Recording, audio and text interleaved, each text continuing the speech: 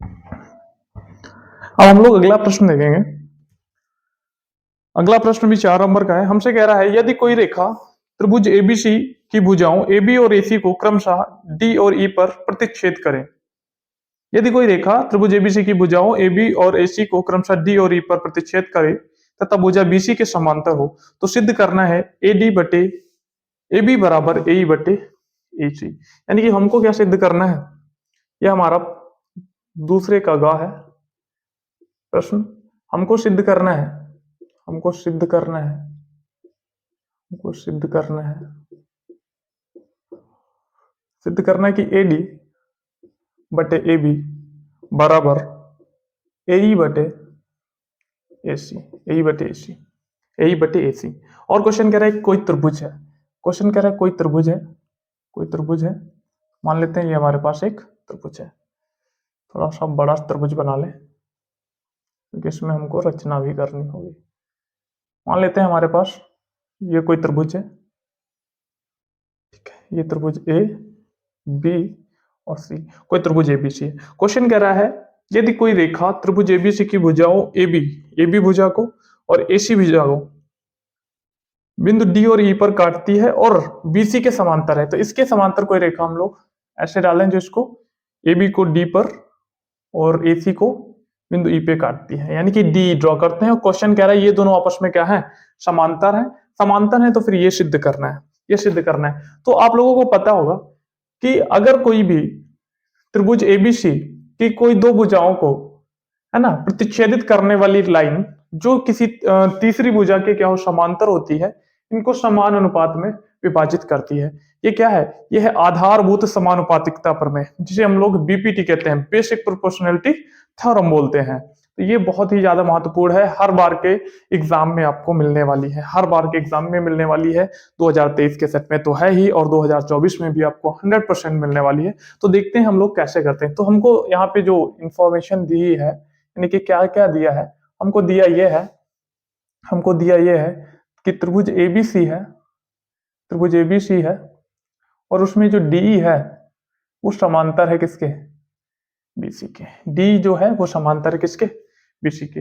ये डी और बीसी आपस में समांतर है, और कुछ हमें नहीं बता रहे, हमको सिद्ध करना है ये। तो हम लोग क्या करेंगे, इसको और ज्यादा हल करने के लिए आधारभूत समानुपातिकता प्रमेय यानी कि बीपीटी का प्रूफ है ये। बीपीटी को प्रूफ करने के लिए हम लोग यहाँ पे कुछ रचना करेंगे, तो हेडिंग डालेंगे हम लोग रचना। अब रचना हम लोग क्या करते हैं, हम लोग कंस्ट्रक्शन करेंगे, रचना करेंगे। रचना ये करेंगे हम लोग कि हम लोग डीसी को मिलाएंगे और इधर बी को मिलाएंगे। हमने ये काम किया है, तो हम लोग रचना करेंगे। बिंदु डी तथा सी को जोड़ा हमने, ठीक है। दूसरा काम किया, बिंदु बी तथा मिलाया लिखेंगे इसमें। दूसरा क्या, हमने बी और ई को मिलाया, बी तथा ई को भी क्या किया? मिलाया। इतना काम कर लिया। दूसरा हम लोग एक काम करेंगे, दूसरा हम लोग एक काम करेंगे, हम लोग बिंदु डी से ए ई पे एक लंब ड्रा करेंगे। यहाँ पे हम लोग क्या करेंगे, इस पे एक लंब डालेंगे, हम लोग इस पे एक लंब डालेंगे। ये हमने किस पे लंब डाला, और ई से लंब डालेंगे, और ई से लंब डालेंगे इस पे, यहाँ पे लंब डालेंगे।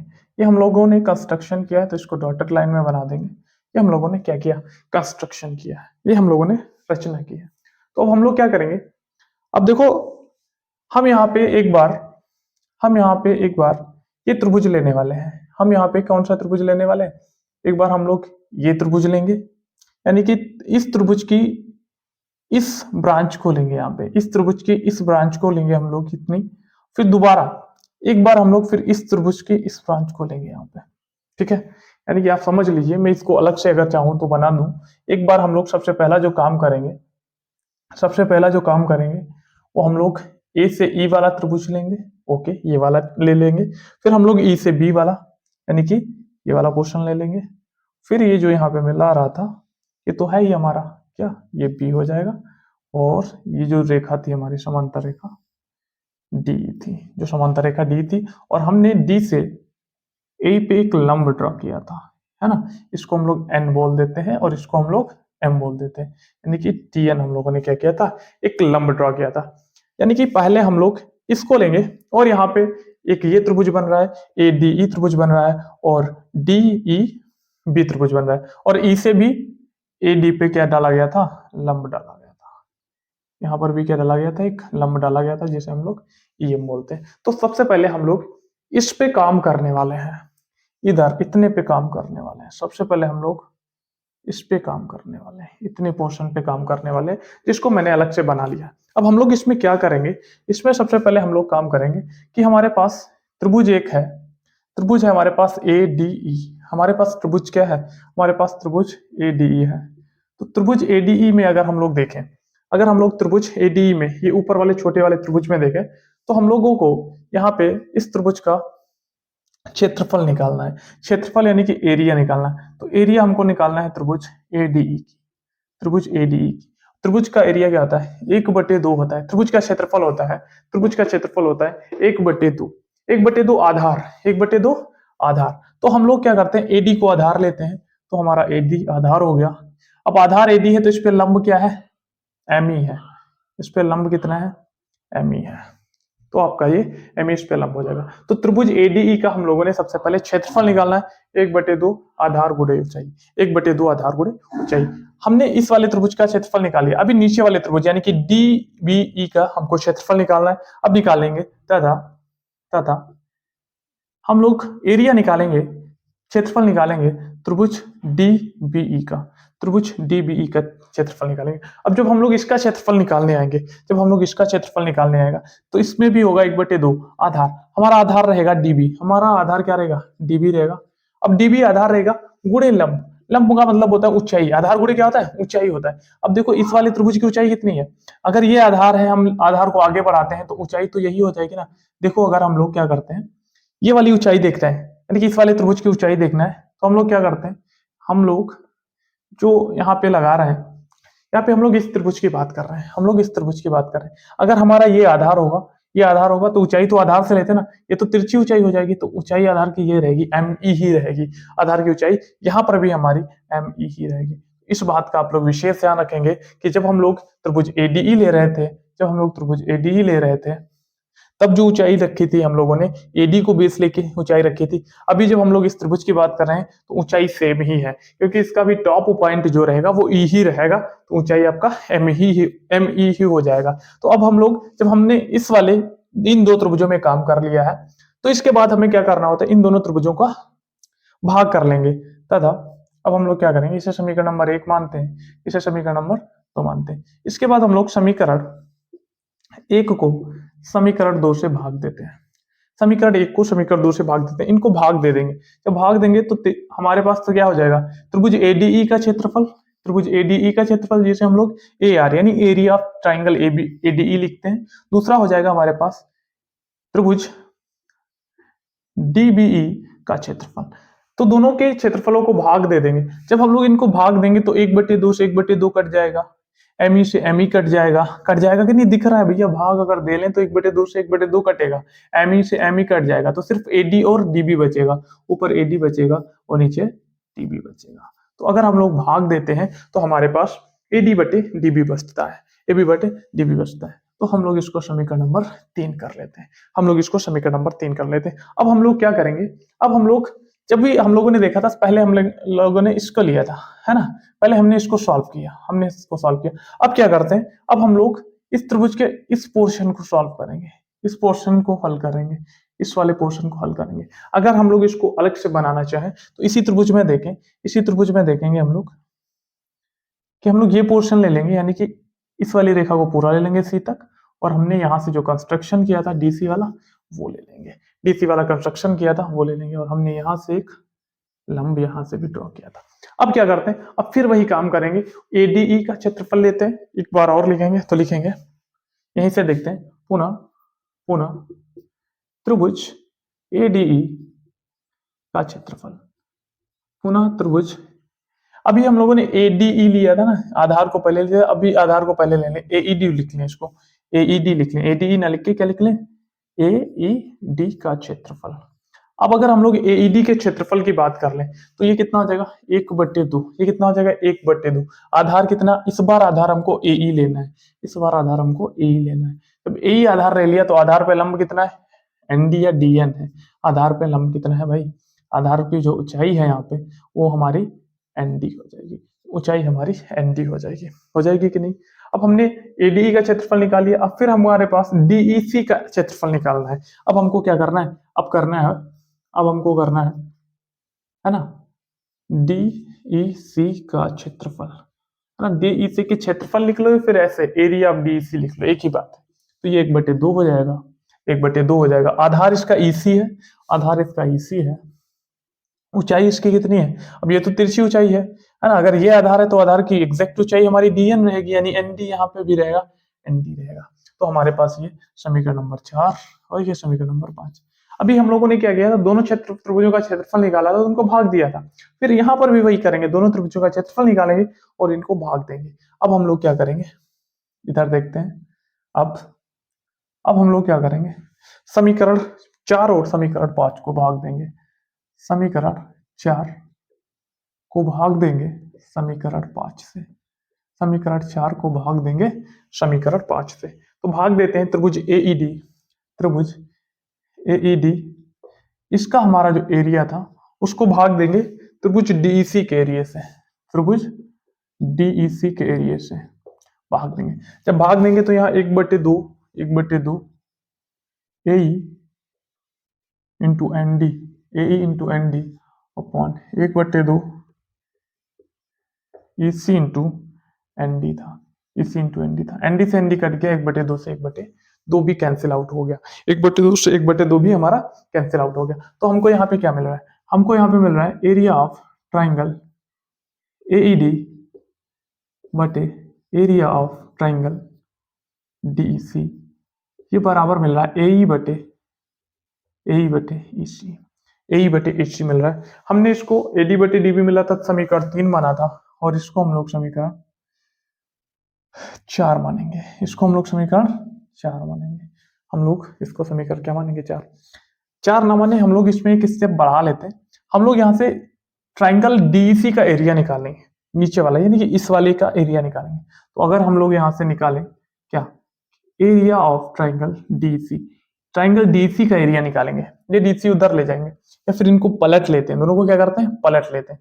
तो डीसी ऊपर हो गया, डीसी ऊपर हो गया, और हमारे पास नीचे क्या आ गया, नीचे आ गया हमारे पास ट्राइंगल एईडी आ गया, नीचे हमारे पास ट्राइंगल एईडी आ गया। तो ये भी पलट जाएगा, ये भी पलट जाएगा, ईसी अपॉन एई हो जाएगा। ये भाग में इसको उधर भेज दीजिए, तो एरिया ऑफ ट्राइंगल डीईसी बराबर बचेगा हमारे पास क्या, ईसी बटे एई, और साथ में इधर क्या पहुंच गया, इधर पहुंच गया घोड़े में area of triangle AED, area of triangle AED पहुंच गया। तो ये हमारा हो गया समीकरण नंबर 4, ये हमारा हो गया समीकरण नंबर 4। तो समीकरण 3 और समीकरण 4 हमारे पास बन गए हैं, 2 समीकरण बन गए हैं। अगर हम लोग चाहें, ये जिसे हम लोगों ने समीकरण 3 बनाया है, यहां से हम लोग ट्राइंगल डीबीई का एरिया भी निकाल सकते हैं, यानी कि इस वाले त्रिभुज का एरिया भी निकाल सकते हैं। तो और ज्यादा हमारे पास इजी, यानी उस फॉर्मेट में हमारे पास बन जाएगा। तो हम लोग क्या करते हैं, इसको यहाँ पे एक स्टेप और ले लेते हैं, यहाँ से हम लोग एरिया निकाल ले, यहाँ से हम लोग एरिया ट्राइंगल डीबीई की एरिया निकाल लें, ट्राइंगल डीबीई की एरिया नहीं, इसके एरिया निकाल लेंगे। तो इन दोनों को पलटना पड़ेगा, यानी कि डीबी ऊपर पहुंच जाएगा, डीबी ऊपर पहुंच जाएगा, एडी नीचे आ जाएगा, और जो जो नीचे आता है इसको उधर भेज देते हैं, जैसे वहां पे हम लोगों ने किया। तो ये हो जाएगा area of triangle AD, triangle AD.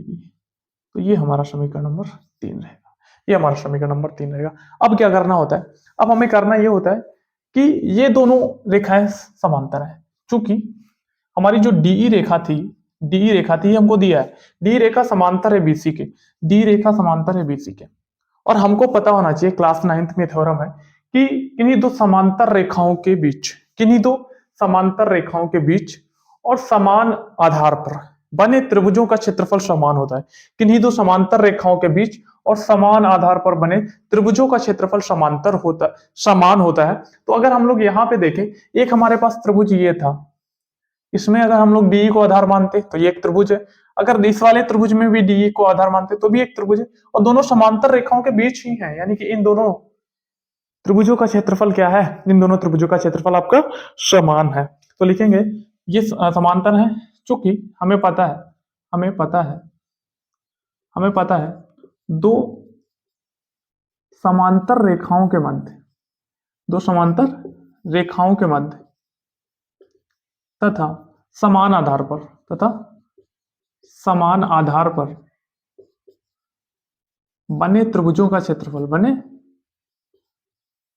त्रिभुजों का क्षेत्रफल बराबर होता है, क्षेत्रफल बराबर होता है। तो क्या पता चल रहा है यहां से हमें पता ये चल रहा है त्रिभुज डीबीई जो है हमारे पास, त्रिभुज डीबीई का जो एरिया है, त्रिभुज डीबीई का जो एरिया है, डीबीई का जो एरिया है वो बराबर है एरिया ऑफ त्रिभुज, कौन सा त्रिभुज के एरिया के बराबर है? इस वाले के, यानी कि डी एईडी के बराबर है। एईडी बता रहा हूँ, डीईसी के बराबर है। किसके? डीईसी के बराबर है। तो एरिया ऑफ डीईसी के बराबर है। तो दोनों एरिया बराबर है। अब देखो ट्राइंगल डीबीई का एरिया कहाँ निकाला हम लोगों ने? समीकरण 3 में। ट्राइंगल डीईसी का एरिया कहाँ निकाला? समीकरण 4 में। दोनों को आप बराबर कर लेंगे क्योंकि ये दोनों का एरिया क्या होता है? बराबर होता है। एलएचएस बराबर है, एक साइड बराबर है तो दूसरी साइड भी आपस में क्या होगी? बराबर होगी। तो हम लोग क्या करेंगे? यही करेंगे कि ये और ये भी आपस में क्या होंगे? बराबर। तो लिखेंगे समीकरण 3 व 4 से, समीकरण 3 व 4 से, तो समीकरण 3 व 4 से हम लोग इनके आरएचएस भी आपस में बराबर कर देंगे, यानी कि डीबी बटे एडी, साथ में हमारे ट्राइंगल एडीई का क्षेत्रफल बराबर हो जाएगा, इधर है ईसी बट्टे एई, साथ में area of triangle AED. AED AD का एरिया दोनों तरफ कैंसिल आउट हो जाएगा। अब हम लोग क्या करें? इसको और आगे हल कर लेंगे। इधर है हमारा डीबी बटे एडी बराबर, इधर है ईसी बटे एई। हमको जो सिद्ध करना था वो डीबी डीबी और एडी का नहीं करना था, हमको एडी और एबी का करना था, पूरे का करना था। तो पूरे का ले लेंगे, ये भी आ सकता है आपसे। तो अब हम लोग क्या करेंगे? दोनों पक्षों में एक जोड़ देंगे। दोनों पक्षों में एक जोड़ने पर, जब एक जोड़ेंगे दोनों पक्षों में, तो हमारे पास डीबी बटे एडी +1 हो जाएगा और ईसी बटे एई प्लस एक इधर भी हो जाएगा। क्रॉस गुणा कर लें तो डीबी प्लस एडी, एक कम एडी हो गया, एडी बटे एडी बराबर ईसी प्लस एई बटे एई हो गया ना। अब हम लोग क्या करेंगे? इन दोनों को हम देखें, डीबी प्लस एडी क्या होता है? डीबी प्लस एडी मिलके पूरा एबी बनता है, तो ऊपर हो गया एबी, ऊपर कितना हो गया? एबी बटे एडी। इधर ईसी प्लस एई, ईसी प्लस एई मिलके एसी बनता है, एसी बनता है बटे एई हो गया। हमको जो सिद्ध करना था, एडी और एई ऊपर है तो दोनों को पलट लेंगे ना, अथवा करके हम लोग लिख सकते हैं एडी बटे एबी बराबर, इसको भी पलटिए, एई बटे एसी हो जाएगा। और यही आपको क्या करना था?